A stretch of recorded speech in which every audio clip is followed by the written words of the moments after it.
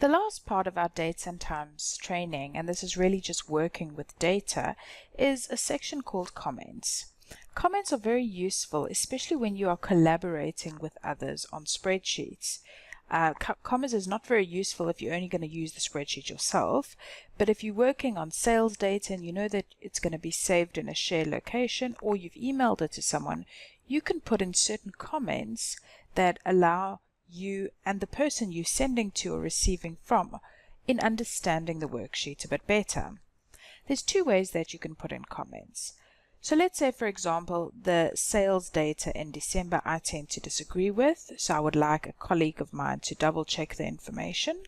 I could right click, that's the first way of doing it, and put insert comment, and over there I can say please check on the data for December, as I'm not convinced those were the sales. When I click off of that, you will notice the comment will disappear, but you will only see a little red triangle in the corner of the cell. And any time I hover over that or click on that, the comment will pop up. Once maybe I can decide that I want to edit this comment, or I've made a spelling error, or I want to remove it completely, I right click the cell, and from there you can edit or delete the comment. You've also got an option that says show or hide comments. At the moment, these comments are hidden, which means they're only visible when you mouse over or click on them.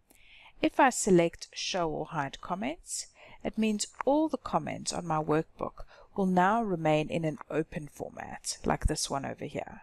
So it won't only pop up when I hover over it, it'll be there permanently. If you don't want to use your right mouse button to add, edit, and delete comments, you can go to the Review tab on your main menu, and in there is the option to add comments, Previous Next, Show All Comments, and Show or Hide Comments.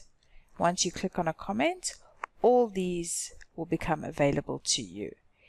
If you choose Show or Hide Comment on one instance, it'll only change that specific comment.